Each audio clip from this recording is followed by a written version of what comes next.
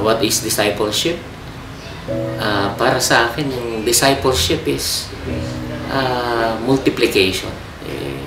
Multiply mo yung sarili mo upang mas maraming magawa. Mas marami akong magawa. Kung ako lang mag-isa ang tatrabaho or gagawa nitong pinagagawa ng Lord sa akin, mukhang may limitasyon ako o hindi ko lahat magagawa.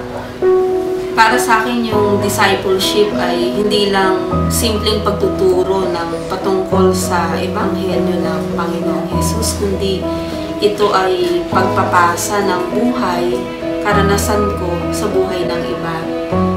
Mas powerful yon dahil kapag pare-parehong mga buhay natin ay nakita nating sumasang-ayon sa kagustuhan ng Panginoon, mas marami tayong madadala para sa Kanya.